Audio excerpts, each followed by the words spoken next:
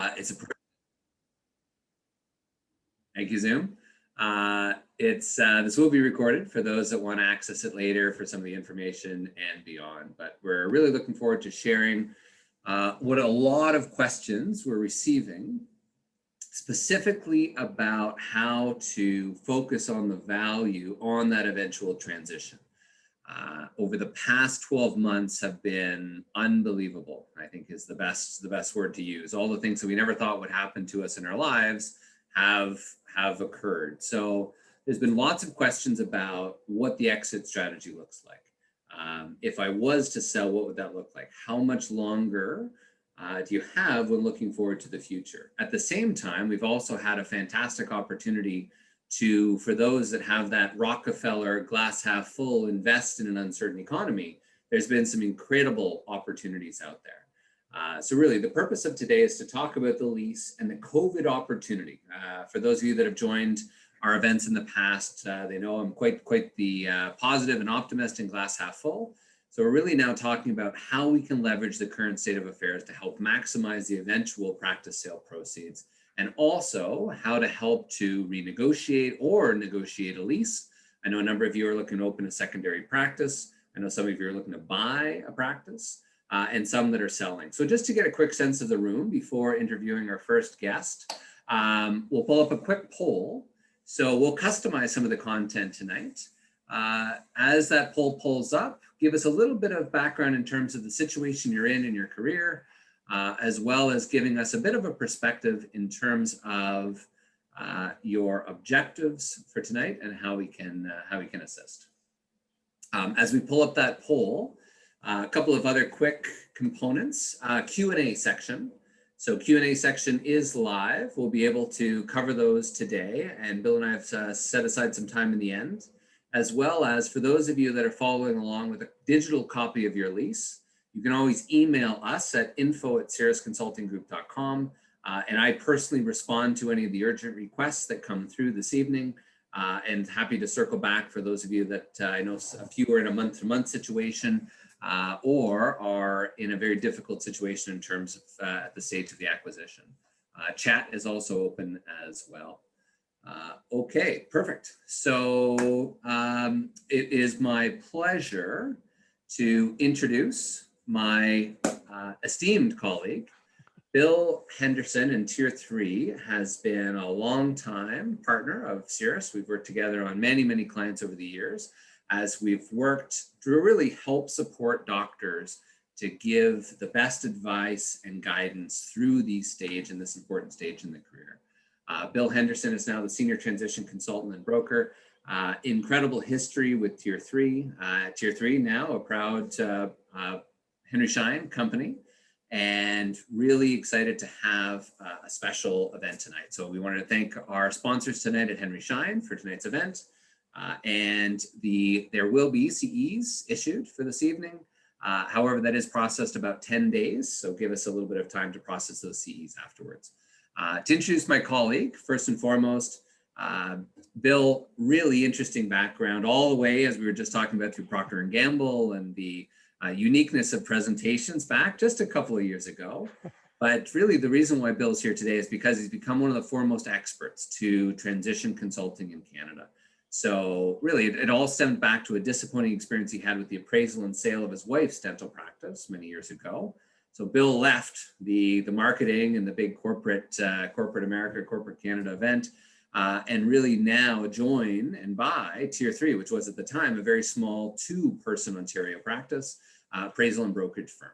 So Bill built that Tier 3 from that 2-person part-time operation into one of Canada's leading brokerages, especially on a per capita basis. So with operations coast to coast across Canada, before selling to Henry Schein in January of 2021, is recognized really as the business and industry leader as it pertains to valuations, sales, the impact of the dental office lease to the valuations, as well as authoring many articles and regulatory speaking and industry events across the country. So on that note, it is my privilege and honor to introduce Mr. Bill Henderson. Bill, over to you. Eric, thank you very much. I just nod your head if my audio is working. The check will be in the mail, and I'll add a bit on for that very nice introduction. Hi, everybody. We're here, and thank you for taking your time. I'm going to sort of set the stage. You know, the slide in front of you says increase the value of your practice through the dental office lease. I'm going to break that into two pieces because the number one question I get every time I'm talking to a dentist these days is, what's happened to the value of my practice because of COVID? So we're definitely going to be talking a little bit about that. And then I'm going to drill down into your practice economics, the role your lease plays in those, and the eventual selling price for your practice. And then I'm going to turn it back to the expert. You said I built the company. I didn't. There are, I think, 23 people on that slide in front of you now. You know, what I'm telling you tonight is perspectives I've gleaned from the experts we have from coast to coast across Canada. They're a fabulous group of people to work with, and you know, we're forever getting new insights into both appraisals and sales. One of the people on our call, I was perusing the guest list, is Barb Johns. Her parents founded the company back in 1982. She's right down here at the bottom of our photo. Hey, to the rest of the Tier 3 team, if you're out there, I didn't get far enough down to credit you, but it's a great team, and what you hear from me, you can hear from any of them. Okay, so what impact did COVID have on dental practices? Well, you know, I won't be telling any of you anything you don't already know. In 2020, it was a horror show. Billings were down anywhere from 5% to 35%. You know, we do about 250 appraisals a year, and now we're, you know, so we've been looking at the impact for over a year now. You'll be surprised that some people were down only 5. You won't be surprised some were down 35. It depended hugely on people's staffing, their restart plans, their facility, how limiting fallow times were, plus locations, patient demographics, and actual disease incidents in the community were huge. If you had a practice that skewed quite a bit older in a COVID hotspot, obviously you were more impacted than in other parts where COVID wasn't quite as prevalent and people weren't quite as fearful to leave home. With billings down 5 to 35%, earnings down 10 to 45%. Again, that varied based upon how much the billings were down, the degree to which people took advantage of the wage subsidy, the rent subsidy, and you all dealt with and are still dealing with significantly increased expenses for PPE. And then the thing that I hear again and again from clients is that as tough as it has always been to get good staff, it is that much tougher now. Particularly hygienists and chairside assistants. Certain people, certain hygienists and chairside assistants, they used COVID as a reason to retire or get out of the business. And others have struggled to provide care for kids at home and prioritizing family and their children over work. So it's been tough for all of you. But there is good news. Eric described himself as an optimist. I am too. Because when we look at the impact COVID is having on selling prices, the key thing for you to understand is that one-time events don't need to impact valuations. I know all of the brokerages are looking very carefully at how to adjust out the one-time impact of COVID when they're valuing businesses. For those of you who are looking at buying a practice, you've got to be careful that the brokerage and valuation company has not ignored trends that were underlying in the business ahead of time. But banks are back. They're loaning money at prime minus a quarter as they did before COVID on 12-year amortizations. One of them's moved to 2 years interest only recently. So while they're a bit more cautious, the actual terms you'll get from them, as long as you're in good credit shape, are every bit as good as pre-COVID. Buyers are definitely back, individual owner operators. I'll show you a bit more about that in a second, but so are the corporate buyers and the dental service organizations. In terms of buyers being back, here, this is a listing we posted, well, on June 3rd, so less than 2 weeks ago.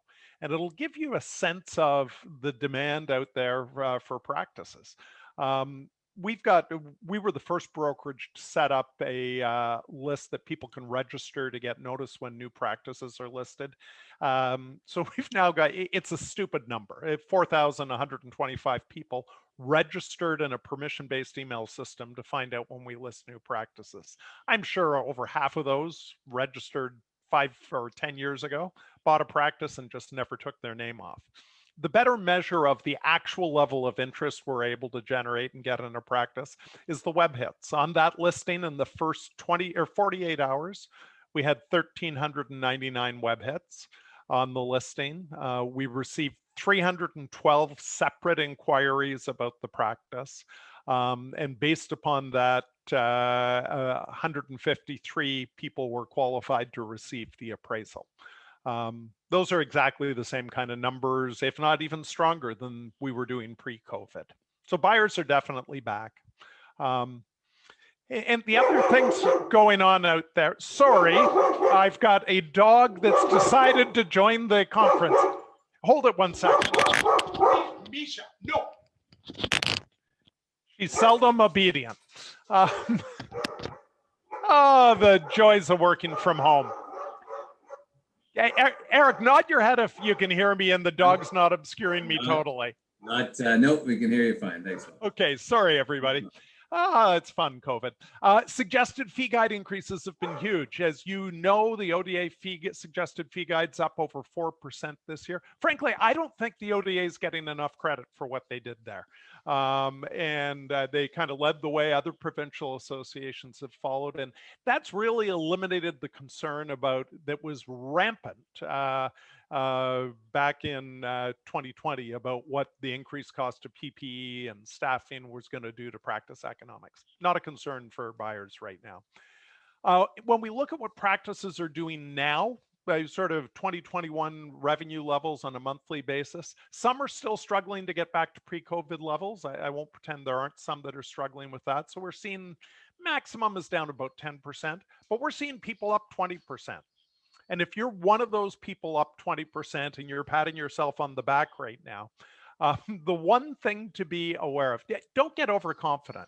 If I take 15 months of dental or dentistry that patients need, I'm going back to March 15th or March 16th when they shut you down in 2020. That's 15 months ago. If I take 15 months of dental needs and squeeze it into the last 12 months that you've actually been open, treatment should be up 25%. You can do the math to divide 15 by 12. And I've yet to see a practice up that much. So you should be up. If you want a real good sense for how you're doing, check your hygiene, because people who missed a hygiene appointment don't double down on 2 going forward. People who didn't get a filling will. And patients are back mostly. One of the things that Tier 3 does that other brokerages simply don't do is dig really deeply into our clients' patient base. We look at not just total patients, but hygiene patients and new patients, not just over the last 12 months, but over the last 12 and 24 months, and we trend that over the last 3 years. So we get a really good sense of what's going on in the patient base and what's happening in terms of patient recalls and delinquency. The average we're seeing is about 15% of your patients, if your average, aren't back yet. And the best practices we've seen probably have something around 10% who are still sitting at home. Now, that'll improve dramatically now that we've got more and more people with 2 vaccines. But definitely get on top of your recalls and your delinquent patients. It'll only help you, and more importantly, deliver higher quality oral health care to your patients. So where are we at? Well, it is and has been for a while now what I call Jerry Maguire time. Some of you, well, Eric, you're probably too young to know this reference. It's a movie from the 90s. We all know the famous line, "Show me the money." If you can show buyers the money, or buyers, if you can see the vendors generating the money, the price is back to where it was before. If you can't yet, you still, if you own a practice and you're just not all the way back yet, you still have great value. Dental practices as a group have not dropped in value. Yours may be down a bit, but you get the revenues back up, your value will be fully back. And if not, you've still got a valuable asset, a very valuable asset. So speaking of money, that's a wonderful transition into one of your bigger costs, which is your lease. And for 30 years now, that's actually my wife's practice, by the way. We own the building. She doesn't own the practice anymore. So we're now one of those jerky landlords. And for 30 years, landlords have had the upper hand. Rents have kept going up, often faster than inflation. Terms kept getting worse. And for all of you, unless you own your facility, in which case I'm not sure why you came to this session, but for all of you who are leasing space, it's the second or third biggest cost you've got after wages and maybe ahead of or behind supplies. So it is a critical component of your eventual selling price. And for those of you looking for a silver lining in COVID, it has just handed you a negotiating advantage you haven't had in 30 years. All you need to do is Google what's happened to the stock prices of any of the big commercial landlords. And you know they're in a world of hurt, and the smaller ones are struggling too. And Eric will walk you through that more, but you've got an opportunity. So here's my poll question for you. It's a simple question. What is the most important determinant of your practice cash flow and therefore your practice selling price over the next 10 years? Is it the annual rent cost agreed to in your lease? Is it the length of your term and lease extensions? Or is it various other clauses and conditions in your lease? So if you could all vote for that one way or the other, annual rent increase, what's going to drive the selling price of your practice more in the future? Annual rent increase, length of your lease, various clauses and conditions. It's telling me I cannot vote, and I am not yet seeing votes. Gabriella, you'll let me know when the votes are there? Or they take a moment to come in, presumably. Hey, everybody, I'm not moving on unless a few people vote. Don't feel bad, Bill. I can't either. Okay, we've got the votes in. Thanks, Gabrielle. This is a smart audience. 16% of you said the annual rent cost. 35% said the length of your lease term and extensions. And half of you indicated various clauses and conditions in your lease. That really is encouraging to me, because often people will simply say, hey, Bill, it's the rent cost. And let me show you why that is. I'm going to walk through a practical example to show you how important it can be. We'd also promised to give you some insight into practice economics. So here's how you can benchmark your economics to an average practice. This is an average Ontario practice. The billings in an average Ontario practice probably are a bit higher than this. Or certainly the ones we see, which is not a perfect replica of the marketplace. But I equated them to $1 million to make it easy to follow. Lab tends to run around 5% costs, supplies around 7%. Maybe that'll be up as we get more information in on COVID costs. 2020 financial statements don't give that to us because revenue was so messed up. Staffing costs, your staff costs should be around 27%. And there's rent. It's normally running around 7% for an average practice. So on a $1 million practice, 70 grand. There are the other expenses, marketing, repair and maintenance, other expenses in the practice. So a fairly normal practice before they pay the dentist is going to have about a 50% cost structure. So if you own a practice and you don't have an associate and you're billing $1 million, you may be taking home somewhere between 45% to 55%, depending upon the practice. But 50 would be fairly standard. Now, when people appraise your practice, they're going to pay you to be the dentist. And they're going to do that either because an investor may buy it and they're going to have to pay somebody to do the dentistry, or it's an associate working someplace else buying your practice and they're making 40% where they are. So they're not going to pay you for anything other than the money they make over and above being an associate, because they're taking on the headaches, hassles, and challenges and risks of ownership.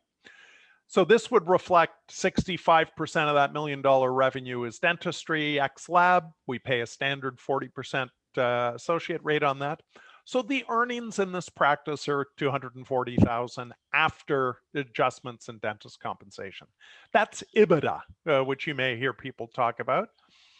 Earnings, and then what the vast majority of people in the marketplace today are doing to decide what to pay you for your practice, they're simply multiplying that earnings by an earnings multiple. Earnings multiples in Ontario for GP practices tend to range between 6 to 7 times. So 6.5 times 240,000 in earnings, $1,560,000 is what this practice would likely sell for. That simplifies an appraisal hugely. If it were that easy, I wouldn't have a job, but it gives you some good general ballpark perspective. So let's drill down into rent. This practice, 1,500 square feet, base rent of $25 a square foot. Then there's taxes, maintenance, and insurance, or additional rent, HST, ends up being 70 grand a year. Let's say the landlord is completely unreasonable and forces an egregious $30 a square foot rent increase at you. You might want to consult with somebody who can help you negotiate with that landlord. He may come on the call later, but it is conceivable to me that you might offer the landlord an egregious rent increase of 30% in the course of negotiations, not up front, obviously, if you need something else from the landlord. Because this is the impact on the value. You can see our rent, which was $70,000, has gone up to $78,475. So it's up meaningfully, but you can do in your own heads how many extra crowns you need to do next year to pay off that rent increase. And the earnings have dropped from $240,000 down to $232,000. Add a 6.5 times earnings multiple, you have lost $55,000 in practice value, about 3.5%. But that will pale in comparison to some of these. So I'm not advising this. I'm just pointing out the relative magnitude of that. Because every buyer has a banker behind them, or virtually everyone does. This shows you that if somebody, back to our original example, $1,506,000 practice, everyone's going to do a loan repayment schedule, and it begins with the forecast. This year one is simply what I walked you through. Everything year 2 and beyond is simply inflation. The only addition here is, sadly, you have to pay taxes. And we're now looking at cash flow after taxes, but after the dentist paid themselves to fund their lifestyle, of $211,000. That's what the bank's going to look at in terms of giving you a purchase loan. They're going to do a loan repayment schedule. That's what this is. So here's our $210,000, growing slowly year over year on an inflationary basis. The loan starts at $1,506,000, amortized over 12 years. You're paying down $130,000 a year. Year one interest is $37,000. So you've got a year one loan repayment cost of $167,000. That plays for 12 years. You're down at zero at the end. You got $211,000 in cash flow after tax. You've got $167,000 you owe the bank. So you've got a surplus of $43,000, which sounds like a lot. Your bank won't view it that way, because your loan coverage ratio, just the amount of cash you've got relative to your loan commitment, is about 126%. They like to see it at 130 or 30%. But they'll loan on this basis, particularly because you could always eat, if you're a buyer, into some of the money you're theoretically paying yourself. So this would be a very standard practice. They'd loan that much, and if somebody could justify a lower lifestyle expense, they'd loan more. But what happens if you've only got 4 years left on your lease? Those of you who had answered B on the last one saw this coming. Or what if there's a demolition clause in your lease that allows the landlord to terminate it at some point in the future? Maybe next week after the practice is sold, maybe 8 years from now. What if there's a relocation clause where the landlord can force you to relocate in the property the landlord owns at your expense? What else may be lurking in there? Eric, you may talk about some other things when we get there. This is what the bank sees, and this is what a buyer's going to see. If the buyer may have to relocate, that buyer and or their bank will plan on that buyer definitely having to relocate because they've got to be able to cover the costs. So here's what it might cost: 1,500 square feet, building out new dental space before the COVID cost increases, which hopefully go away in construction, says the guy buying or building a new house. But generally we're running around $250 a square foot. And then you've got additional costs, moving, planning, architects, etc. You're lucky to relocate a 1,500 square foot office for less than $400,000 to $450,000. And the bank is going to want to make sure there's cash flow to cover that if it happens. And there isn't. We've still got the same sort of 204 years out. We've had inflation work for us, $223,000 in cash flow. But that's a negative $376,000 cash flow in that year if you have to pay to relocate. If the bank finances that for you, at the end of 12 years, you're nowhere near close to repaying your loan. And that loan coverage ratio for the next 3 years is really precarious in the eyes of the bank. They simply won't loan you the money if there's a demo clause and there's any conceivable possibility it'll be exercised. And all of the owners out there who have a demo clause are going to say, well, my landlord's told me they're not going to do that. Well, if that's the case, get your landlord to put it in writing, because if they won't put it in the writing, they're contemplating it. Eric will talk about that. It is costing, a huge amount in terms of the value of this practice. What might it sell for? What might a bank finance? Well, if you only pay $1 million, or if the buyer only pays $1.2 million for the practice, they can repay the loan over the 12 years. There's still an uptick in year 4, but it's manageable. But you can see that if you're the owner, you've lost $300,000 to $400,000 in practice value because everyone's going to factor in that relocation. So most of you knew the answer to this. Yeah, the rent increase will cost you some money, but if you've got too little term and you can't extend it, or if you've got clauses and conditions in your lease, if you've got anything that makes the continued viability of your practice at the current location uncertain, you could be in for a whole lot more trouble. And so the key takeaways, first of all, COVID hasn't hurt the value of your practice the way you may have feared. Leases and landlords are the number one problem we have when we're selling practices. Every broker I've ever talked to says the same thing. An improper lease can cost you hundreds of thousands in value. Lease terms are way more important than the lease cost. And when you're selling, it's usually too late to negotiate anything better. And if you're trying to negotiate when you're selling and the landlord knows it, they know they stand between you and hundreds of thousands or millions of dollars, and they're going to look for their pound of flesh. So get out in the front of the issue. Get your lease reviewed. Renegotiate when you have leverage. That's a timing thing based upon your lease. It's also very much a reality right now. And for goodness sakes, use a specialist. You're going in against a landlord, even if they own a plaza, who's negotiated tens or hundreds of leases. And if you're dealing with a big commercial landlord, they've done tens of thousands. So, what we tell everyone is go get yourself a specialist. If only I knew one that I could refer people on to, that would probably make this easier for them. Eric, would you have any ideas in that area? Geez, you know what? Who's paying who now? Hey, I'm over and out. Over to you. I appreciate it. Thank you, Bill. One quick question that did pop up. And again, for those of you that just joined afterwards, Q&A section is open. We'll try to handle those as we go. And we're going to jump into some specific Ontario numbers.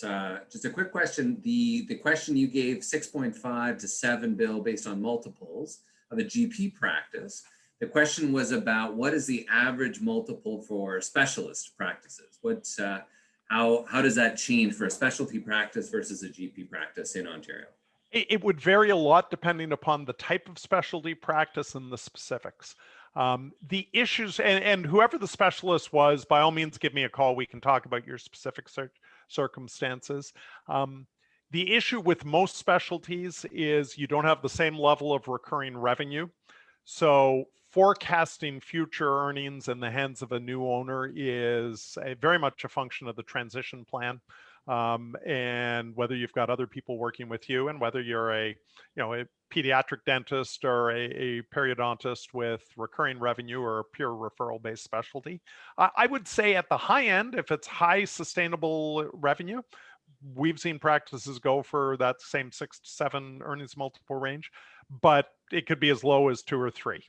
So highly variable. Call me and we can talk about your case. Understood. Perfect. So we'll pause some of the additional questions. We'll have some time in the end, but let's jump in to cover. There's another good question about relocation clause at the landlord's cost. So let's dig into some of those. That's perfect timing. Again, Bill, thank you so much. Great information there. We're going to build right on that. So really, we're talking about the value of the practice. The better way of thinking about it is putting a protective force field around those eventual practice sale proceeds. And Bill obviously gave a very real, tangible example that $250,000 just from a couple of lines on a piece of paper that you haven't looked at in perhaps 2 decades. So that's really what we wanted to dig into a little bit more, is to give a little bit of the specific updates for Ontario, a little bit about what the macroeconomics are doing as it pertains to your commercial real estate. In addition to that, we'll also look at how to avoid some of those $100,000 mistakes. Also, how to help ensure that that's astounding, that the number one reason why a practice has a challenge to sale at the 11th hour is because of the lease. We've known this for years. So let's talk about how to mitigate and protect against that risk. It's a great way of thinking about it as proactive investment versus reactive cost. So for the poll, if we can pull that up, I know we had a technical difficulty earlier, just to give a quick sense in terms of your current situation and really objectives here for Bill and I today. So if you have a quick opportunity to quickly update, again, Q&A is open as well. But purpose of joining the webinar today, number 2, a little bit about your current situation, looking to buy or build, looking to expand or relocate, thinking of transitioning within the next 5 years. Bill always suggests about 9 years prior to transitioning is one of the best times to help make sure there's enough term and options, and also transferable options, so that your buyer has sufficient time to pay back that loan. So that's section 2, your current situation. If you do have a lease today, when does it expire? Is it month to month? If so, certainly strongly recommend we connect and put urgent on a specific inquiry. And you can email info@cirrusconsultinggroup.com. And then from that perspective, we'll have another opportunity, but there's a dental risk assessment. And again, a benefit to those who are on, we'll do a complimentary lease review and rental rate analysis. Okay, let's jump in, shall we? Okay, so 3 key components to talk about. Number 1, 85, 54, and 80. 85% of dentists have a lease that can prevent them from selling their practice. Bill mentioned a lot of recent examples of how the landlords have become a little more enterprising and can have a specific issue as it pertains to the saleability of the practice. They're aware of how much it's worth. They're aware of that you cannot sell without the ability to transfer the lease. So that's a major component. Number 2, 54% across North America of dentists are overpaying in rent today. And that's common, right? So often new doctors graduate, they sign the lease on the trunk of a broker's car, and without knowing it, right, as that lease goes up and up and up, and then you renew and it keeps going up and up and up, or the landlord didn't notify you in time, and now suddenly, whoops, your lease is expired, sign here at a 20% increase. What are you going to do? right? And then the other interesting one is 80% of landlords structure the lease to have access to a percentage of the practice sale proceeds. And when I did a recent call with Bill's team, right, there was some specific recent examples as well of how that practice in the landlord required a percentage and a revenue, a check from the doctor, just to allow the practice to sell. We're going to give some examples of that shortly. Perfect, great. And then we can drop the poll. So quick background, if you haven't heard of us before, welcome. We've been at this now for 27 years. We've done over 12,000 successful lease negotiations, and we are the only healthcare and dental specialized firm of our kind in North America. That's it, that's all we do. So our firm's pretty unique. We have commercial real estate attorneys on staff. We have some of our negotiation team have been with us now for over 18 years. And also interestingly, we've also brought some from the dark side, those that used to negotiate against dentists and worked for the landlord. We've now brought them on board to help level out the playing field versus the David versus Goliath. So now we brought them over from the dark side. So from that perspective, again, privileged to help doctors from across North America. But the purpose here, right, where I was born and raised in Ontario, let's talk a little bit about the macroeconomics. So first off, without jumping into too much data, we did talk about what the impact of COVID has had. And market rent growth year over year, as you can see, was pretty staggering, right? So far for 2021, we're seeing a 6% reduction on market rent growth year over year in comparison to previous years, which was steadily going up between 2 and 4%. But leasing activity, of course, in 2020 was cut in half versus in 2019, 2020, and 2021, right, is off to a very modest start. Don't get me started about talking about the government and return, but goodness knows that it's long enough that we're getting back to normal. Months vacant. This is another interesting one. Obviously now vacancies have gone up significantly from 2021 to 2020. And what does that mean for you in the specific areas? Well, what we're looking at now is market rents, right, that have gone up, and also vacancies that have gone up. So here's an example of Toronto. So vacancies, for those of you on your phone or otherwise, yellow is specifically vacancy rates, and green is the market rates. So depending on Ottawa, right, for example, vacancy rates have shot up pretty dramatically, right, based on the impact of COVID. And it's interesting now that just as 2021 is starting to ratchet up, right, rental rates are going on a bit of a surge. So obviously that was a little more insulated than other markets based on the government and high tech, et cetera. So every market's a little unique. London, interestingly enough, right, fairly steady for vacancy rates, and it has an impact on market. Also, interestingly, Kitchener, right, we're seeing a significant amount of vacancies that fluctuated and really, right, it was really on a downward trajectory and then skyrocketed through 20 and into 2021. Right? So what does that all mean to you? Well, a couple of components. First of all is get the stats, right, for your specific area. If you're concerned or you're questioning what the local market rates are, feel free to email us at info@. We can have a look at the lease. We can determine what specifically are some of the concerns and everything that you're paying for: base rent, annual increase, common area maintenance, fixturing, free rent, landlord work, etc. But we have access to over 9.5 billion square feet of square footage available to us, 4.6 million in properties tracked.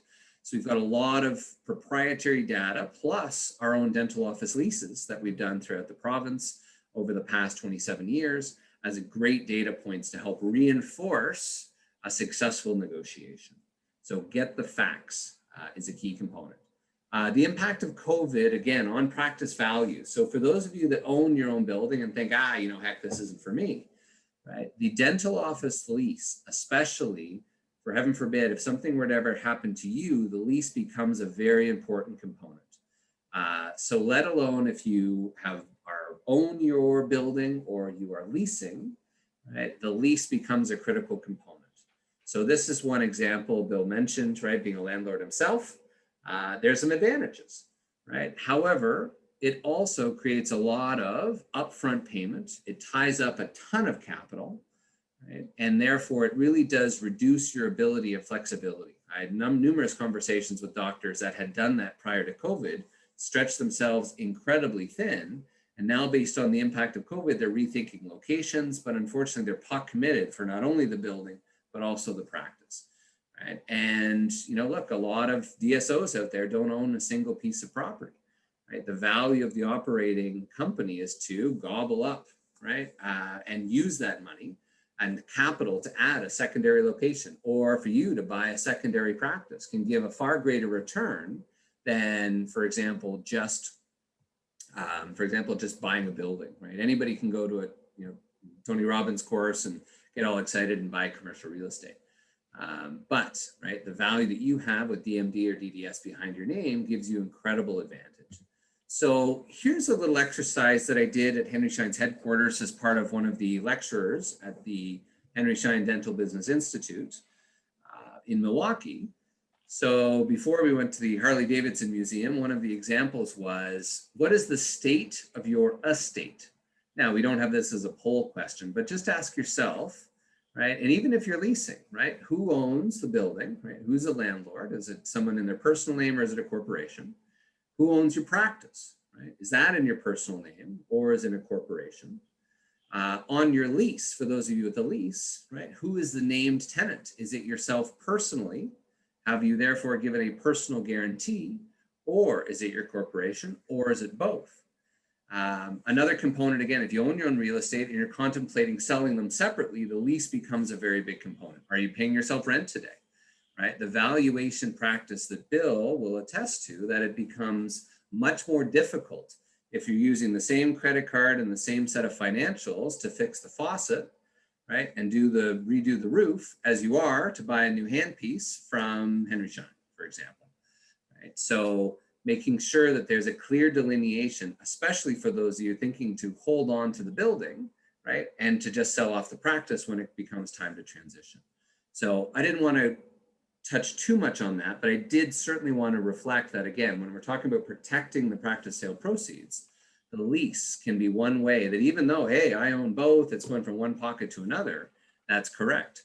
But if you're just writing up the lease 5 minutes before you go to sell, right, then that can be a big red flag if the ink is still wet, right? And that's what you're presenting then to the new doctor. Far easier to say, look, here's the lease I've been paying myself for the past 5 years, and now I'm just assigning that to the buyer. So be aware of that, both on the buyer side and on the seller side. So that's a little bit of the state of your estate. Again, from the leasing perspective, ask yourself a couple of key questions. And there's the dental office lease risk assessment you can do afterwards as a link. But again, knowing when your lease expires. One of the biggest heartfelt moments is when the doctor might have realized that they missed their option to renew deadline, or perhaps they don't have any more options. And then suddenly they talk to Bill and say, Bill, I'm done, get me out, sell my practice, get this off of my back. And suddenly now it's a challenge because those remaining 2 5-year options have become null and void.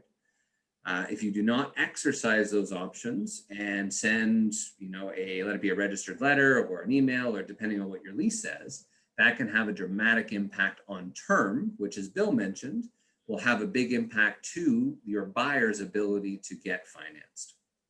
And of course, typical 2 reasons or conditions of sale are the successful assignment of the lease and financing.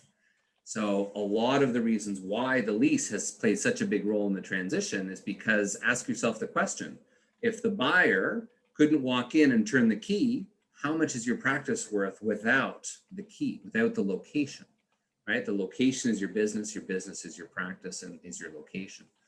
So ask yourself, when does lease expire? 2 years out is the best time to start the process of renewal, right? When and if you have any more options to renew, right? And term, depending on your situation, can be very helpful as it pertains to giving your buyer enough predictability and continuity of revenue. From that perspective, again, personal guarantees. Are there relocation clauses? Are there demolition clauses? We saw Bill on the financial analysis a few minutes ago talking about the impact of hundreds of thousands of dollars just by a relocation right or a demolition clause in the lease. So there was a question earlier about, well, what if the landlord covers my cost of the relocation? So Great. That sounds like a great idea. However, the question is, what does it say in the fine print? Many landlords limit themselves to saying, look, I'll cover 100% of your relocation cost, Dr. Smith, up to a maximum of 2 months rent, which is laughable, right? So great, you're paying they'll pay you $10,000, or they'll just pay to move you, right? What does the new build out look like? Is it to the same quality? And quite frankly, my bigger concern is, right, what's the patient attrition? Right. So look, if you're shut down, if they give you 30 days notice to relocate you, and it's 3, 4, 5 months to build out a new practice down the hall, right? Ask yourself, how many patients would go down the street and never come back? Right. That's why, from Bill's perspective, as you looked at that analysis, that relocation clause, even if the landlord is covering some of those costs, right, that still represents a significant amount of risk, no different than the demolition right as well. Right now, there's ways around it. There's lots of strategies that we've worked through and pioneered, let it be blackout clauses or otherwise. So just because it's there doesn't mean it's the end of the world. But to, again, Bill's point, the earlier you help to address those while there's still runway of you being in that location, the better. Very hard to, at the 11th hour, once the landlord knows you're about to sell, to try to then make a lot of these improvements. Because again, look at it from the landlord's shoes, what's in it for them? Just to be cognizant of time, right? Don't forget leverage. You have leverage. Let's do a quick poll for a quick second. Again, for those of you not driving, let's talk about leverage. So if we can quickly pull up that poll and then we'll share the results. Right. Let's talk about maximizing. So do you feel the landlord has more leverage than you during your lease negotiation? And let's even add in through COVID times. Yes or no? Simple question. Take a quick moment. I'll be the same as Bill. I won't move off until everyone's had a chance to vote. While we're doing that, again, think about it from the landlord's shoes. They've just had one of their worst years in history. All the things, especially the mom and pop landlords, right? Imagine all the tenants in your plaza or building that may be behind in rent, that maybe didn't even get any help from the landlord. Maybe you didn't get any help from the landlord, right? Look at how you are as a dental tenant. So we'll give that another second to throw in a quick vote. Right.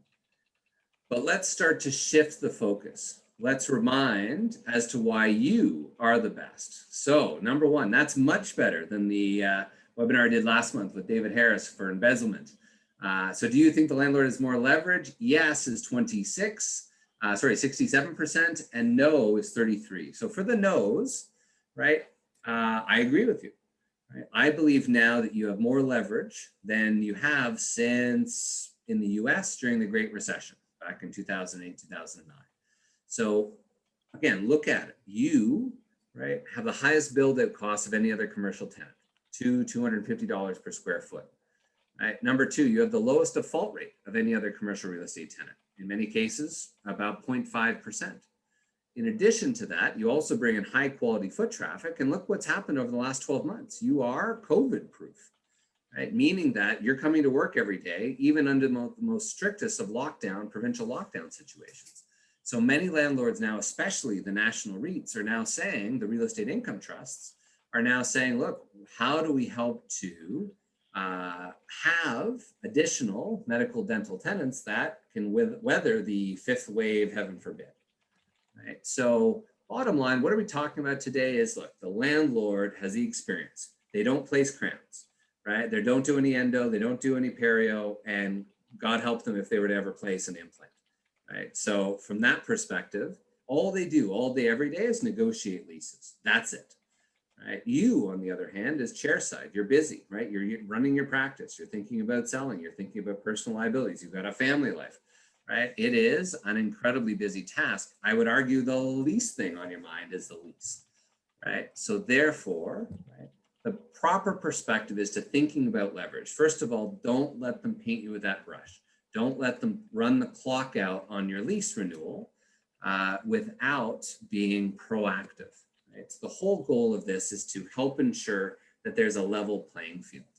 right? And that's where we fit in, right? We're not asking for stuff for free. We're not asking for things that are unreasonable. All we want to have is to take something that is entirely in the landlord's favor for 76 pages, add dental specific language, as Bill mentioned, which can have the impact of hundreds of thousands of dollars to your practice. How do we do some of those things? Well, through your renewal or otherwise, there's 7 main financial variables. In the essence of time, I won't go through it, but for any of you that are contemplating buying or opening a new practice or even renewing, right? There are a lot of financial variables to use to your advantage to help have the impact of tens or potentially hundreds of thousands of dollars of value, especially when looking at it over a 10, 15, or 20-year horizon. So what's the importance? So this is the one practical component. So as we wrap up with the last 6 minutes here, take a quick second to read through this. This is the assignment clause. This is something that Bill has probably read hundreds, if not thousands of times over the years, right, Bill? Yep. Take a quick minute and see how many potential red flags. This is found in 75, I would argue probably even closer to 80% of dental office leases today. For those of you following along, right, definitely pulling up a digital copy is very helpful. If you don't have a digital copy, you can always quickly email your landlord. And very common around tax season that you'd be asking for a digital copy of your original lease, as well as any amendments, riders, or exhibits. Okay, so what did we see first? So this is just one clause as it pertains to your ability to see if or how you're able to sell the practice. So as you can see here, right, you must receive the prior written consent of the landlord. So some of you may be very surprised to know that you will be unable to sell your practice and also assign the lease without the landlord transferring that lease, as we discussed before. What's your practice worth if, right, the key doesn't work? It's now the amortized value of your equipment plus the goodwill. Number 2, and this, I just reviewed a doctor's in Ottawa, and this was in it. So there were 3 options. So you go to Bill and say, Bill, I'm ready to sell, right? Bill goes out, spends 2 months, lots of marketing, lots of advertising, finds the perfect buyer, does all the LOI, all the back and forth, all the work is done, lawyers, accounting, it's all done, right? Finally, at the 11th hour, we say, okay, let's go transfer the lease. Bill is far more proactive, and would I have identified this at the very beginning? But here's what the landlord can do. Number 1 is they can say, good, we approve, right? Thumbs up, check mark, right? And the sale goes through. Number 2, decline. Now we've got a problem. Or number 3, can not only say no, but can actually terminate the lease upon the proposed closing date, right? So this is quite common and gives the landlord, again, complete control to say, you know what, I just don't like Dr. Smith for whatever reason. You know what, I'm just going to terminate the lease. And what's stopping them from going back around you and dealing directly with the buyer? So be very cautious as it pertains to this section of the lease. In addition to that, the landlord shall have the right to revise the minimum rent, right, to either the current market price or 15% greater than the current market rent. Right now, Bill discussed what the impact could be of a market rate increase, but imagine it from your buyer's perspective. And suddenly the landlord says, hey, you know what, in order to sell, I think you're paying too low. So I'm going to condition the sale and I'm going to want an additional 15% over your current rent because you know what, you're getting a sweetheart deal. Right? And this is the consideration language. So certainly one on Bill's team gave a great recent example of one of her clients that was required to pay tens of thousands of dollars. The landlord wanted over $100,000 just to successfully transfer the lease, right? Also, a recent doctor I worked with here in the GTA sold his practice to a large DSO. And as a result, there was well over $100,000 of fees from the landlord, right, that said we will not assign this lease unless we receive a check for over $130,000. And that doctor had to pay every penny in order to facilitate that sale, right? And last but not least, the good old notwithstanding clause, right? This means that you are now continually liable. The tenant shall not be released from its obligations. So we won't do a poll, but if it's in your name personally, or you have provided a personal guarantee, even after you sell, you will still remain continually liable for that buyer. So if something happens to them, if they default, if they fail, or they cause damages, etc., the landlord can leapfrog over them and come after you, or potentially you personally, right? Imagine selling your practice, enjoying retirement, and getting a phone call from the landlord years later that now you're on the hook, right? So one specific clause, right, as you can see, should be completely amended and revised with dental specific language to make sure the landlord does not have such control. Again, Q&A is open. We'll cover that in just a second. So as we summarize, again, this is a great example of just some of the clauses that you should be well aware of as you're contemplating the future. Even if you're mid-career, if you're a new dentist, right, what impact do these have? For those of you that are going to enter into renewal, one of the things that I would strongly encourage you to focus on is something called the death and disability clause. So heaven forbid, if something were to ever happen to you, it would give you or your estate the ability to either terminate the lease or to potentially not be held in default to allow your estate to renew the lease or give yourself enough term to facilitate that sale. Lots of others in the essence of time we won't cover. This is a key reminder from today to summarize. Start the process early. In some cases, even 2.5 years out prior to expiry is the best time to start negotiations with the landlord. Don't let them run out the clock, right? 12 months, right? 24 months becomes 12 months, becomes 8 months. Suddenly you've missed your option to renew deadline and you've given up so much leverage because now, right, you have no term left on the lease. And that becomes a much bigger problem for Bill and his team. Some of the strategies we've done over the past 27 years, number one, get all the information. Get your original lease. That original lease from 1982 that just been renewed every single time, that is still the governing document. That's most likely where that assignment section is. Get the career goals. Determine what that carefully choreographed game of chess looks like in the end, right? Have your lease reviewed for the risks in the lease. Know what you're getting into, right? Get the market research. Have all the quantifiable data.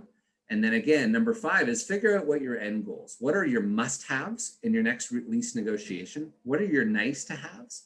And also, what are some things you're willing to concede on in order to have that give and take? Unfortunately, what some doctors do after the course is they'll skip section 1 through 5 and pick up the phone and say, oh my God, Mr. Landlord, I want to renew my lease right away. What are you going to charge me? Right. I'm being a little tongue in cheek, but please, doctors, don't, right? Don't skip those steps, right? Don't fall into that trap. Have all the information, have a strategy, and then engage the landlord. Be proactive, right? Not reactive. Then negotiate, right? And have help to negotiate the financial clauses as well as the business clauses. And again, don't stop until you get a fully executed lease from both you and your landlord. If you don't have one that's countersigned, then technically it's not worth the paper it's written on. Okay, a couple recent examples. A personal client of mine, Dr. Nas, one of the recent, we've got a Perfect 5.0 now. Thank you so much for those of you that have reviewed. We're Perfect 5.0 from over 200 dental office reviews. This was a doctor, 74 years of age. She tried to sell her practice 3 separate times, one to her partner, one to an associate, and one to a corporate dentist.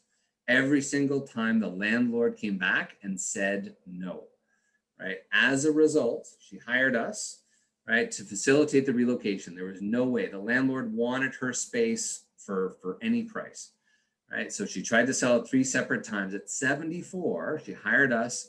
We had to relocate her practice 10 minutes north. And luckily, we were able to get the landlord to cover the entire build-out costs as part of the landlord work. They were so anxious to secure a dental tenant. Now, of course, this doesn't happen every day, but it's a perfect example of how important it is because that language of hers was very similar to this. Another great example, we did a renewal for a doctor and we were able to get her over $283,000 worth of tenant improvement allowance because they realized, hey, I'm not going to be able to sell my practice in this location. I might as well pull the Band-Aid off now and relocate, right? Here's another great example, again, from all online on our Google reviews, right? We were able to get not only free rent, tenant improvement allowance, right? And help to structure the lease in preparation for eventual sale. So as we wrap up here, first of all, in appreciation of everyone's time, we are happy to do a critical dates and risk analysis. So if you have not reviewed your lease recently, or if it looks like it would for advanced endodontic procedures to me, right? If it's the last thing you want to do is to read your office lease, I have an incredible team that will tirelessly schedule a time, go through that, share your screen on Zoom or otherwise, and go through some of the red flags that Bill's touched on tonight.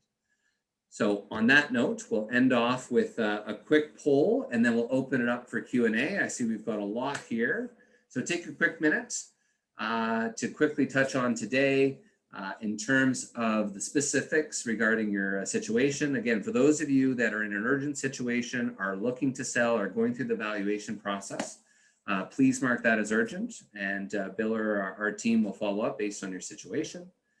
Also, there'll be a link afterwards for dental office risk assessment, where you can securely upload your lease for a complimentary review, or our team will follow up with you accordingly.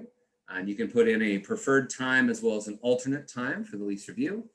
For those of you with something urgent, I do always stay up after one of these. So if there's anything urgent, I'm happy to respond personally to assist. And let's jump into some questions. So Bill, quick question here. From the buyer's perspective, is it better to negotiate a new lease with the landlord instead of taking over an existing lease? The good old age-old question. Bill, I'll throw that to you. Yeah, if I were buying a practice, that's probably what I would want if I thought I could get a better outcome. But the reality is you're not going to get a chance. It's a seller's market. And imagine if you're selling the practice and you've got 5 or 15 offers, and one of them says that the offer is conditional upon the purchaser negotiating a new lease to their satisfaction, and the other 14 offers say, hey, we'll accept the lease as is, or we'll accept the lease subject to assignment, of course, or we'd like to try to get these changes, but it's not going to kill the deal. The vendor's going to choose the sure path every time. So I can see why you might want that. But it's not a practical reality most of the time. I'll flip it back to Eric because he's probably run into some cases where it did happen. So let me flip it over to you. Yeah, great point, Bill. I mean, I think, Doctor, the way I would look at that is, to answer your question in simplest form, of course, yes, as the buyer, you don't necessarily want to take over the sins of the poorly negotiated lease from the seller, right? And basically, whatever they signed back in 2004 is now going to become your responsibility as if you negotiated that many, many years ago, right? So yes, from the buyer's perspective, in my opinion, much better to hit the reset button and start from scratch. But Bill's right? What's in it for the landlord to do that, right? You always have to look at it from their perspective. And, are they going to negotiate a better, if there's 9 years left on the seller's lease, is the landlord going to completely open up the lease? Are they going to drop rent? No, because look, here's the bird in the hand. I've got a 9-year lease. What's in it for me? Right? With that being said, even for the seller, it'd be much better for them, especially with continuing liability, to have the buyer start with a new lease. So there's a lot of different strategies to help look at that. But again, there has to be something in it for the landlord. But yes, the best thing for both parties, in my opinion, is to start with a new lease. So that can be helpful, especially if you're buying a practice that's coming up for, the lease is coming up for renewal, right? If that's coming up for renewal within 2 years or 1 year or 6 months, well, look, the lease has only got 6 months left.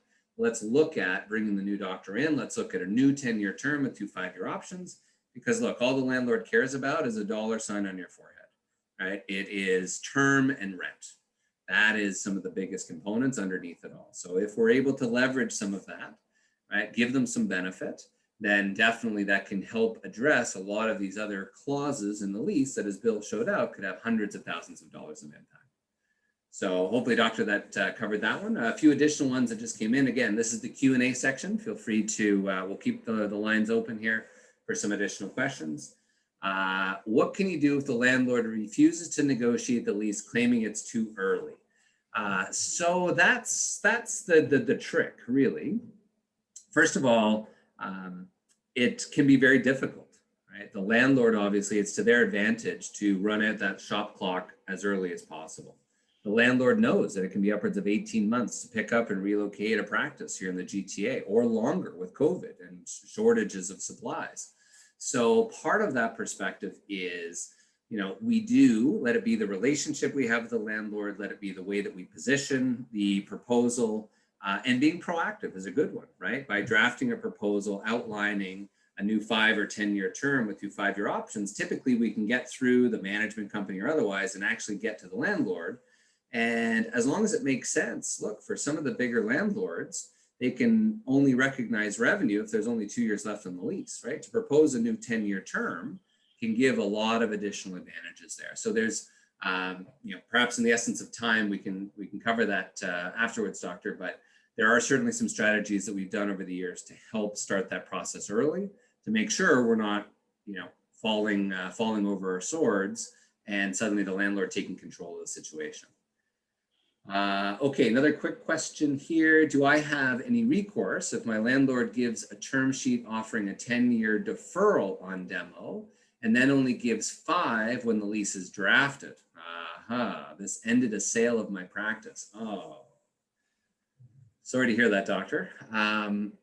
Bill, maybe a good question there. So again, the question is about blackout clauses. That's one of the sort of strategic ways to help get loans approved. But the question here is, right, you've got a bit of a sneaky landlord that promised a 10-year term, but when the actual sale was about to occur, they said, whoops, no, we're only going to do 5. Do you want to address some of that in terms of what impact that could have, or some other strategies there? And then I'll touch on it from the leasing side. Yeah.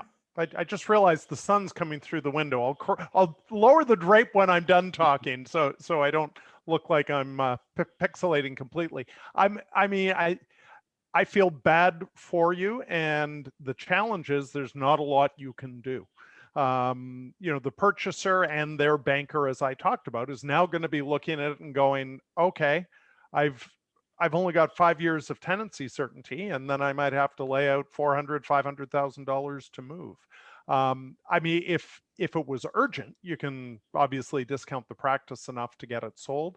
I would bring in somebody who's a skilled negotiator to work with the landlord and see what more you can achieve.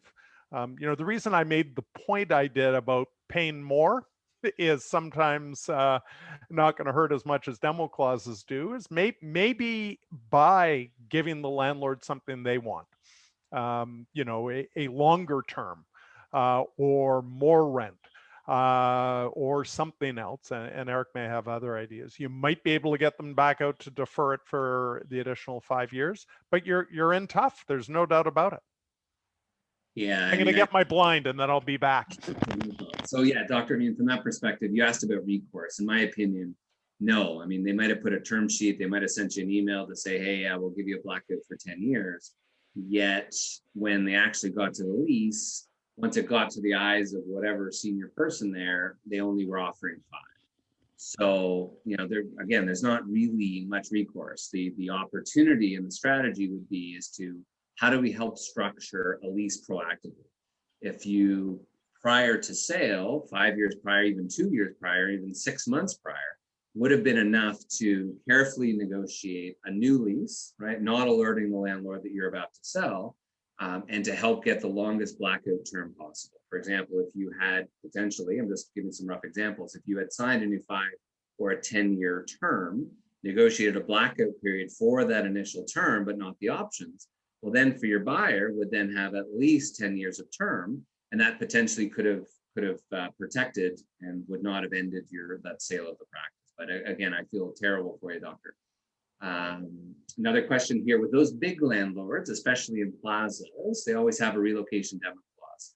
This is what I was told all the time, any strategy that you have. So I don't disagree with you, right? We have seen some of the large landlords these days that have, just as a practice, a brand new, you're the first person in, and they put in a demo clause. So in the GTA, at least, and other major urban centers across the province, it is becoming much more common. The landlords, of course, it's their space. They don't want to be, dealing with the old man from Up, right? The Disney movie, where, the one little house is impacting the big opportunity to build and grow. So they want those controls. Banks are aware of that. So therefore, the reality is, if they want it, there's probably another half dozen ways of improving that. What's the notice period, right? At what point would they be able to kick you out? Is there a blackout period that can give you protection through that X period of time? Because again, are they going to redevelop a 5-story building? No, right? But they want the flexibility to do so. So you want the lease to give you as much protection for that. Relocation's different. Relocation for a dental practice, you really want to be smart on how it's written. Unfortunately, a lot of your leases are written as if it's a hair salon or nail salon. It's not drawn up as if it's $1 million dental practice. That's the big theme of today. Again, lots of good questions here. Hopefully that answers your question, Doctor. Again, how do we make initial contact with our firm? So you can see our information here. There's the polling question if you missed it, Dr. S. Or you can email a copy of your lease and a little bit of your information to info@cirrusconsultinggroup.com.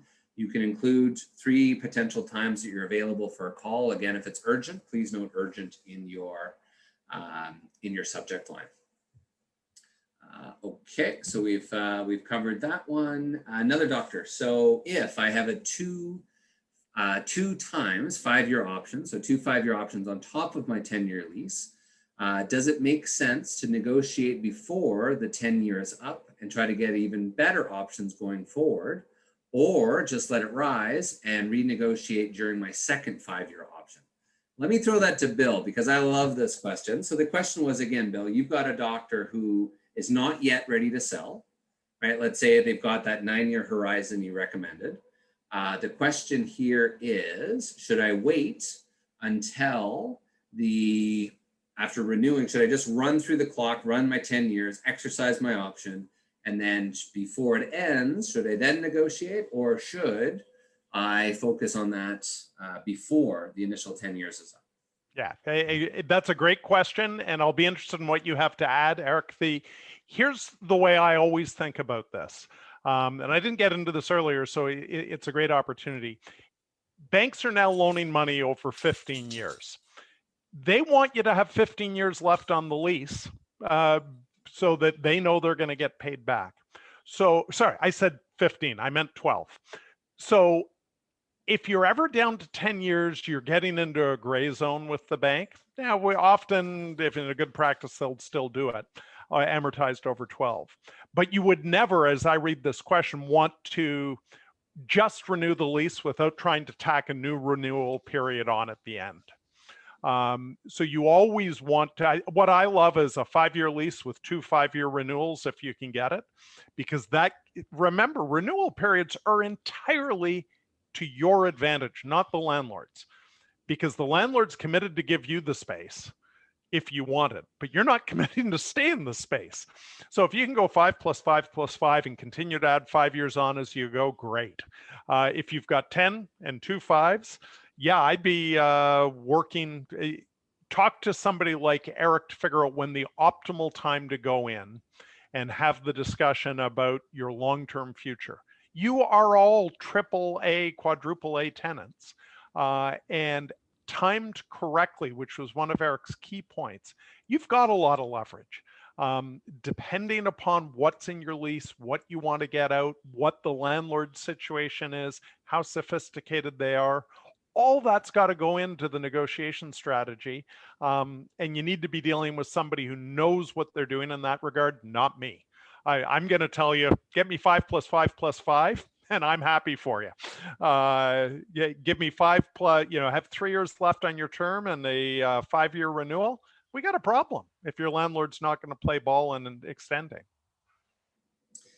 Yeah, great point. I agree. I agree with almost everything there, Bill. I mean, the options, you're right, are great for you. The only caveat is that in the option to renew clause, it says you agree to everything within the lease, right, with the exception of rent. Yeah. And for those of you that might not have had any help before, even if you did, if there are these clauses or risks in your lease, then it's not getting any better. So to answer your question, I would say by far be proactive. Definitely to Bill's point, don't just keep exercising your option, because basically you're, on the Pirates of the Caribbean ride and you're walking the plank. And if you keep exercising a 5-year term, then another 5-year term, suddenly when you go to sell and go to Bill, well, shoot, I don't have any term left, right? And then you're at the end of the plank. So I've got a lot of Disney examples here today. So really the best thing is in many cases, I would suggest complete your renewal negotiation prior to your option to renew deadline. So you can at least know, at a worst case, I know I can exercise, but let's see what I can do to dramatically improve that between now and then, right? Prior to that option to renew deadline. Because at that point, that's when the gun's to your head to say, look, I agree to everything and I'm committing to another 5 years. Much better to be proactive, start early.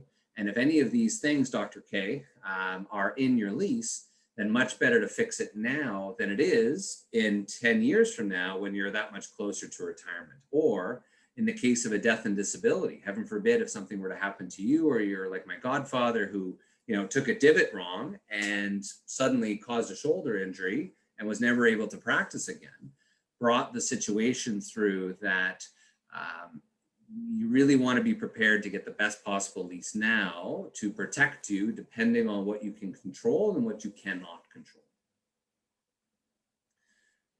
Perfect. I see a few other questions have come through. I see well over 50 doctors are still with us. So Bill, if you've got a couple extra minutes, we're happy to. Yeah, I will stay as long as we've got more participants than you.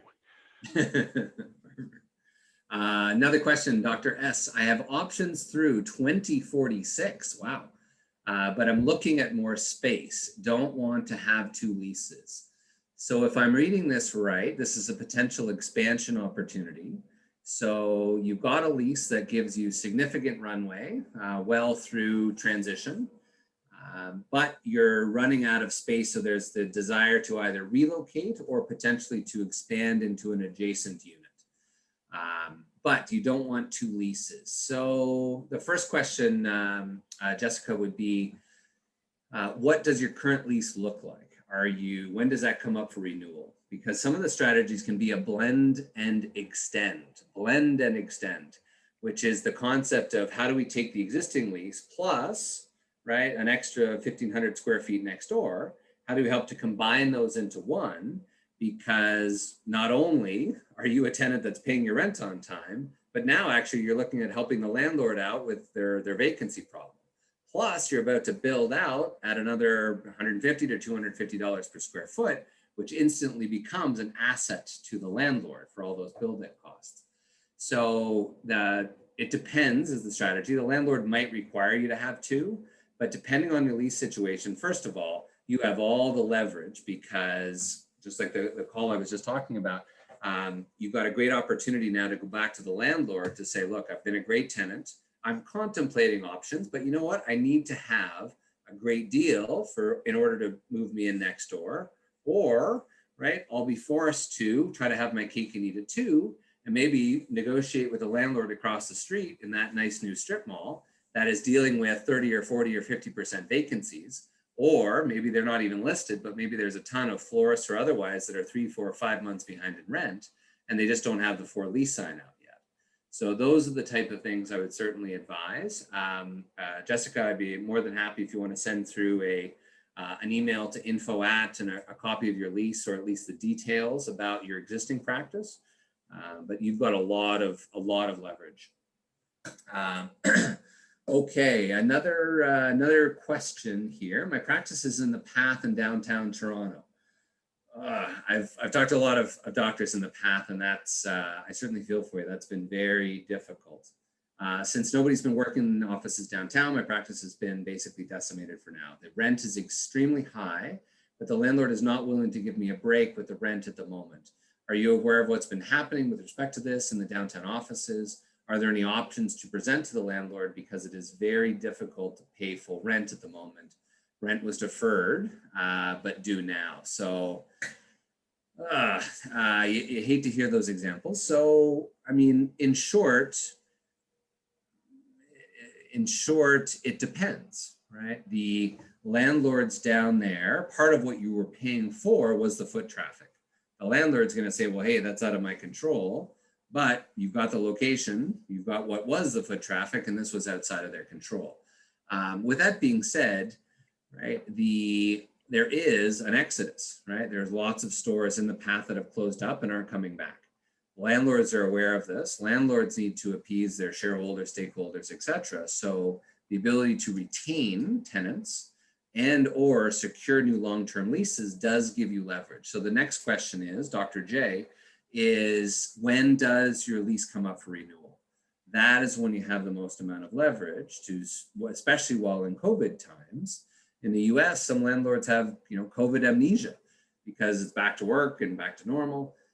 So for your particular case, I would suggest that it really does predicate. If you're 5 years into a 10-year term, there's not much in it for the landlord to look to renegotiate. But if you're coming up for renewal, right, then obviously we can leverage all of that local commercial real estate data. We can use that to our advantage, and we can certainly say, look, it's been incredibly difficult time. The percentage of revenue collections going towards tenancy expense should be about 8.5%. Right? Suddenly now it's 10%, maybe 15% for you. So definitely there's certainly lots of a good talk track and leverage, but it really does depend on when the lease is coming up for expiry. So definitely don't miss out on the opportunity to everyone. If your lease is coming up in the next 2 years, at least have a game plan, right? Have a conversation, no cost, no commitment, but at least understand the plan, the options, and make sure you're going into it with your eyes wide open. Okay, oh, thank you. 2026, not 2046. I was gonna say that was quite the component.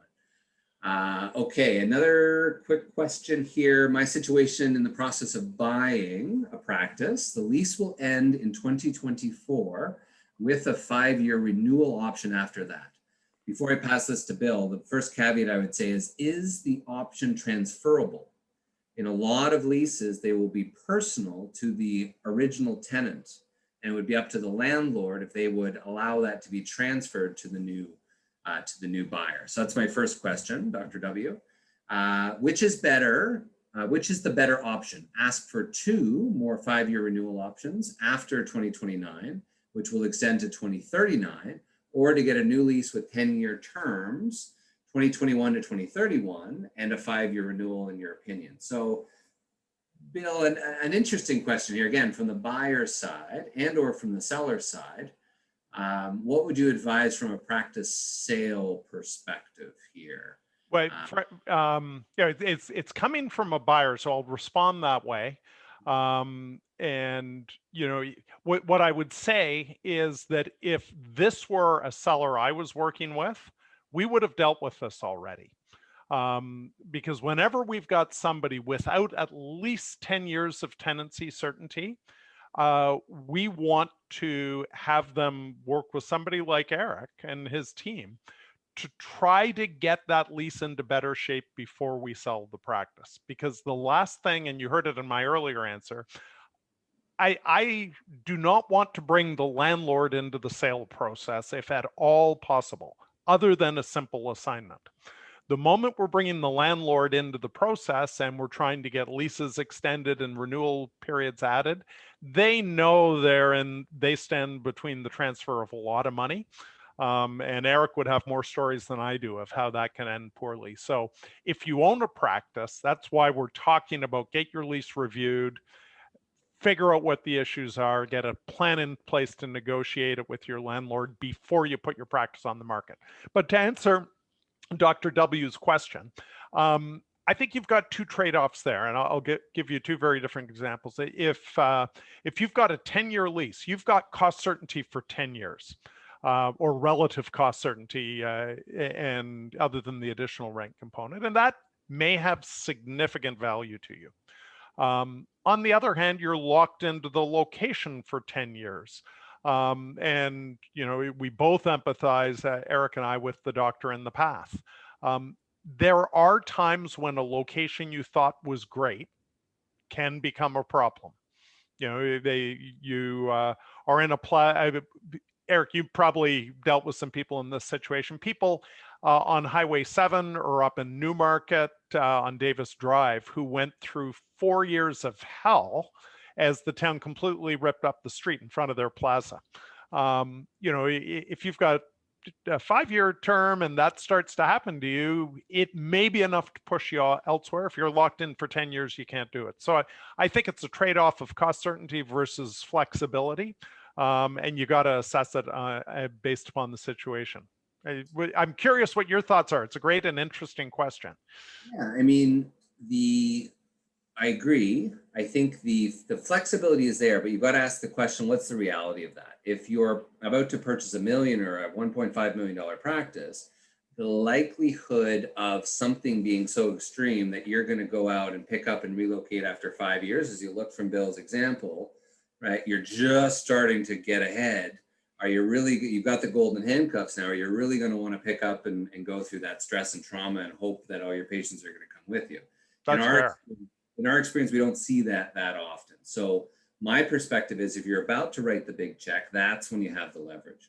2024, of course, the landlord could say, hey, 2024, what's in it for me? But I would suggest I would agree that a 10-year term, negotiating a new lease, treating it as if you're a new tenant, which you are, you're just assigning a lease. But if you can make it financially viable for the landlord for those remaining 3 years and dangle that 10-year carrot, right? Think about it as writing a check for $1 million to the landlord. Take your monthly payment, multiplied by the annual increase, multiplied by the 10-year term, that could easily be $1 million check. So rather than just saying, hey, give me a bunch of additional options, no, right? Far easier to negotiate now as you're coming in. And many landlords will be fast, right? I mean, we're fast if the landlord's fast.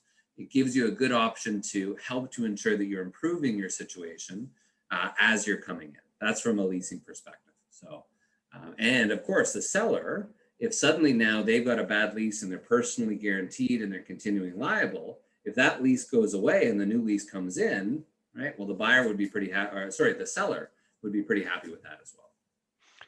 Yeah, and one of the things as you're talking, the benefit of cost certainty right now, those of you who were watching, reading the Globe and Mail or tracking CBC this morning, we now have had inflation run 3.5% in the month of May.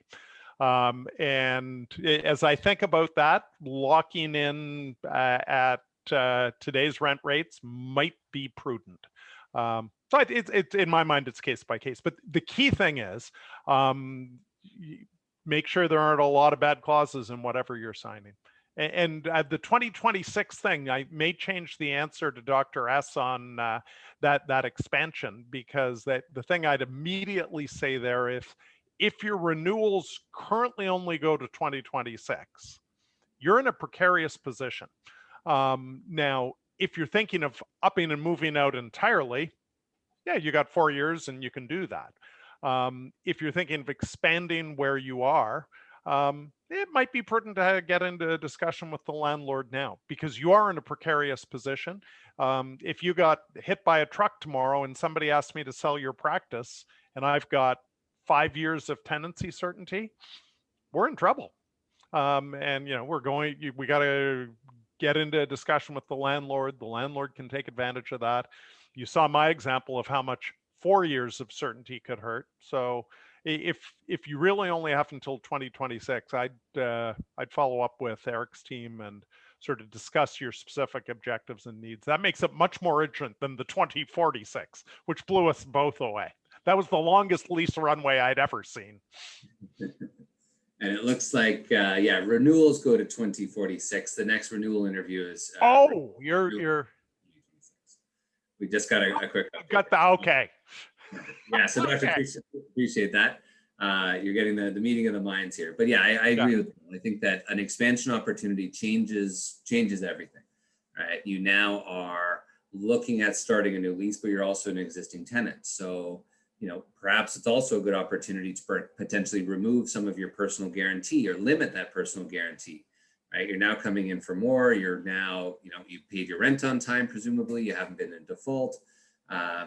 Now is the opportunity to say, look, I understand there's 5 more years left on the lease, but look, I don't want, right, with my lease the way it is, with a difficulty to sell or a requirement to return it to pre-dental condition at the end, right? Or the personal guarantees, you might realize, hey, you know what? I just don't feel comfortable signing a new lease or expanding with my current landlord with the same red flags in my existing lease, right? So part of the strategy would be, look, Mr. Landlord, I'm not asking for anything unreasonable, but I want to be treated as if I'm a new tenant. I do want to move into the adjacent space, but I have serious concerns with these 5 or 6 key things which need to be amended in order to keep me here versus going down and watching the landlord down the street potentially give you a much better deal. I think it's probably safe to say, you're the expert there. There aren't a lot of landlords who have tenants approaching them right now saying, hey, I'd like to expand the amount of space I've got. So it's a wonderful time. Nor are they coming back and saying, hey, I'd love a new 10-year term. Yeah, exactly. Yeah. It is back to sort of the starting point, which is you all have an opportunity now. If you are like most people who attend a seminar like this, half of you will go, oh, that's really important. I should read my lease on the weekend. And the weekend will be beautiful and sunny, and you won't. And you'll, a year or 2 years from now, something will come up that you have to look at that lease. It happens all the time when we start working with somebody on their practice that they had no idea what was in there. And it's huge, we're not talking about a business operational issue. We're talking about huge potential impact on your net worth. So make the time would be my urging to all of you. Because ultimately, if you come to me one day to have me sell your practice, if Eric and his team have dealt with it ahead of time, my job's much easier and I'm kind of lazy. So that works for me. On that note, Dr. S, I know your concerns with the new space lease. Happy to have a conversation offline. My phone number's there. Happy to discuss. The best way of doing that is just being proactive. So if you're looking at the adjacent space, don't wait for the lease. Start by having someone helping you draft a letter of intent for the lease, right? So being proactive from that perspective, you can help to ensure that a lot of those ugly clauses are removed, right? And we're structuring the financials based on what you propose for the new term. So yes, I certainly understand some of those concerns. We do have one more, maybe Bill, one last one here that just came through. Yeah, no, another demo clause question. It shows how prevalent they are. Why don't you take a shot at that one? Yeah, so the question is, just to share, and we're not posting these. So I have a demolition clause, 6 months notice, I'm assuming, that I inherited when I purchased my office. My lease expires in January, and I have a 5-year renewal with negotiable rate. Is it possible to negotiate a decrease on that rate? Midtown Toronto, 14th floor of an office tower. So in short, yeah, I don't see any reason why you wouldn't be able to. If your lease expires in January, first of all, we should have been having the conversation about a year and a half ago. You do have the 5-year renewal, but again, don't forget the renewal just says, hey, I agree to everything in the lease with the exception of rent. So the earlier you start that process, the better. The next question would be is when is your option to renew deadline? So Naveed, your particular situation is if you have the option, when do you have to give notice? And ideally, you'd get the most leverage you'd have is to start negotiations now and get them done, or at least get them well underway by the time there's that option to renew deadline. Is it possible to decrease the rate? So just by exercising the option, it depends. Many option clauses, option to renew, states that it'll never be less than what it is today. If your lease was properly negotiated, then depending on the landlord, right, it would be ideal that you would be able to go back to market price when the lease comes up for renewal. But definitely we should speak sooner than later and review that lease because again, if you're Midtown, our office is at Yonge and Bloor, so certainly the factor on the 14th floor, I'm sure it's been hit pretty hard with other tenants. And you probably have more leverage than you know. And also not a bad opportunity to take another run at the demo clause. So if it's only 6 months worth of notice, then perhaps it's an opportunity to at least get a longer blackout. Or potentially now, if you're thinking of selling in the next 5, 10, 15 years, maybe now is the time to look at a 5 or a 10-year term with 2 5-year options, depending on what's best for you and your time horizon. And just let me weigh in on that 6 month. The Please. 6 months is a killer. It is virtually impossible. Think about it. You get a notice from the landlord, you're out in 6 months. It is virtually impossible to find a new location, negotiate a lease in that location, get a plan done, get all the permits, particularly radiology permits, hire a contractor, get built, and get the thing built in 6 months. I have not seen that done in a very long time. So you're out of business for a month, 2 months. I don't want to, this just underscores the importance of negotiating that. And please take a quick look at your lease. Eric was nice in saying we don't have a lot of time here. Most leases, you have to announce your intent to renewal at least 6 months in advance. There's some that are shorter than that. But you're rapidly running out of negotiating room, because once you've triggered the renewal, you're locked in. And Eric, I think you'd agree, the negotiating leverage you have is not gone, but it's now reduced, because the landlord knows at least he's got 5 more years at market rate in that location with that demo clause. Correct. Yeah, definitely.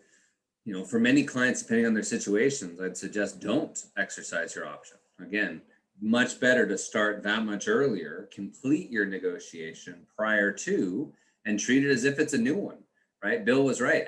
Always adding another 5 or 2 5-year options at the end. Treat each as its own full deal renewal. Hit the reset button, and potentially as leverage, give a new 10-year term, give a little something in it for the landlord. So yes, I agree. There's a lot of leverage there, but if you've got a demolition and a 6-month clause from when you purchased it and the lease is expiring, perfect time to start that process, because I'm sure if we look through it, there's probably a couple of dozen of specific issues you may not be aware of. And certainly now, while it sounds like you're earlier in your career, much easier to do it now than it is, right, as you're winding down towards the end of your career. Perfect. Great. On that note, still well over 40 doctors, so we appreciate everyone's time. Certainly, Mr. Henderson, I cannot thank you enough. That was probably one of our best events in the past 12 months. I really appreciate your candor, the financial analysis. And you really, say that to all your guests. I don't. Where's Gabby? I don't. Gabby, he pays you. You have to back him. But thank you for that. It was fun. You know, my comment to everybody would be, you're talking about your net worth. And the same way you won't, few of you will attempt a dramatically complicated dental procedure you've never done before. Don't do that with your net worth on your lease. Yeah, I agree. And certainly for Bill, tier 3, especially now as a part of the Henry Schein umbrella, certainly strongly recommend that if you are contemplating the sale, don't wait until I'm done, Bill, take it from me, right? Much better to have the conversation now before, 5 days go to 4, goes to 3 days, right? Production goes down, right? As you're on the uptick, right? Or looking through, get the guidance to at least help to maximize your practice sale. And talk about strategies, even if you're not thinking about selling for the next year or 2 years or 3 years, right? Bill suggests even 9 years prior, having that initial conversation, and Bill's team is incredible across the country. And yeah, 9 years is great, but definitely before your next lease renewal. And here, I'll leave you with this thought. There will be some of the people on this call, even with just 40 people left right now, there will be some of the people on this call where selling your patient base is going to be a better solution, a more lucrative solution for you than selling your practice. And that has huge implications with respect to your lease, because if you've got 4 more years left on your lease, and I tell you, look, your patient base is worth 800,000, but your practice is only worth 600,000. It's too late for us to help you at that point. So, you need a comprehensive strategy, and Eric and his team know that too. They know the warning flags if a practice is at the point where the patient base may be more valuable. We're happy to talk, and we're happy to do a consult just at any time, just to talk over your general situation. You can find my name, phone number on our website, and the great team I work with are all listed there as well. Fantastic. Thank you so much for everyone's time. Bill, thank you so much as well. Greatly appreciated. And the cameo from your puppy a little earlier was fantastic. And I'll probably have my 3.5-year-old jump in here in a second as well. Yeah. Thank you so much. And thank you to the team at Cirrus, Gabby, who did an incredible job setting up for tonight. Gabby, yeah, thanks for all your help. Perfect. Thank you so much for everyone's time. Greatly appreciated, and have a fantastic evening. Thanks, everyone.